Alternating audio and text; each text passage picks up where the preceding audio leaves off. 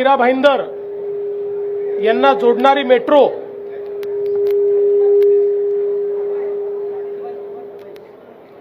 ही तयार करण्याचं काम सुरू झालं। मागच्या काळात शिंदे साहेबांनी आणि मी याचा ट्रायल रन देखील बघितला होता आणि आज प्रत्यक्ष दहिसर पूर्व ते काशीगाव या 4.4 किलोमीटरच्या टप्प्याचं उद्घाटन आपण केलेलं आहे। या 4 स्थानकं आहेत आणि विशेषतः मेट्रो 7 ला ही कनेक्टिंग मेट्रो झालेली आहे। त्यामुळे दहिसर पूर्व, पांडुरंगवाडी, मीरागाव आणि काशीगाव अशी 4 स्टेशन्स आहेत। आता जो दुसरा टप्पा आहे, ज्या दुसऱ्या टप्प्यामध्ये साईबाबा नगर ते सुभाषचंद्र बोस मैदान याचंही काम जवळपास 96% पूर्ण झालेलं आहे।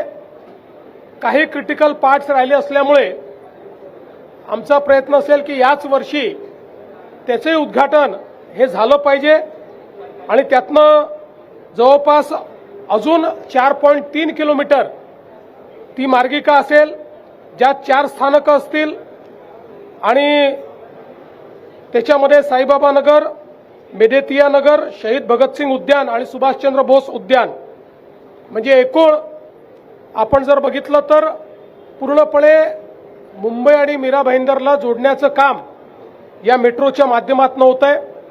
जवळपास 6,607 कोटी रुपये या संपूर्ण एकूण प्रकल्पाकरता लागणार आहे आणि विशेषतः ज्या प्रवासाकरता मिनिमम 1 तास आणि कधीकधी 2 तास लागतात, तो प्रवास 30 मिनिटांमध्ये या ठिकाणी पूर्ण करण्याचं या मेट्रोमुळे आपल्याला भाग्य लाभणार आहे।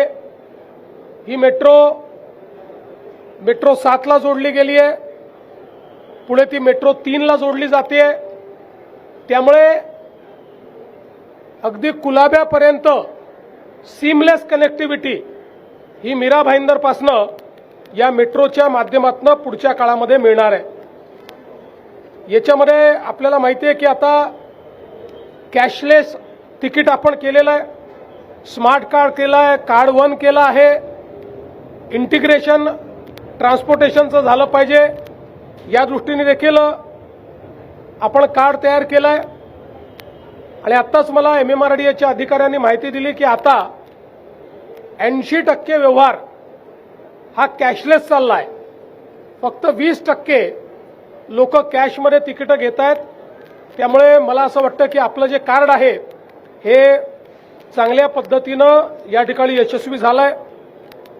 सौर ऊर्जा असेल, रेन वॉटर हार्वेस्टिंग असेल, LED लाइटिंग असेल, त्यासोबत रिजनरेटिव्ह ब्रेकिंग, या सगळ्या गोष्टींमुळे हा प्रकल्प हरित प्रकल्प म्हणून या ठिकाणी गणला जाणार आहे।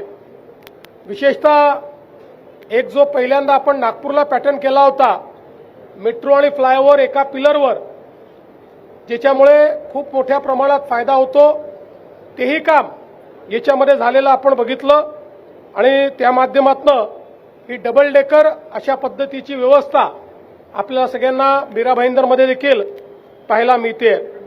आता आपण जर बघितलं तर ठाणे जिल्ह्यातली ही सुरू झालेली, ठाणे जिल्ह्यात काम खूप मोठ्या प्रमाणात चाललंय, पण सुरू झालेली पहिली मेट्रो आहे ज्याचं आज वर्किंग आपण हे सुरू केलेलं आहे।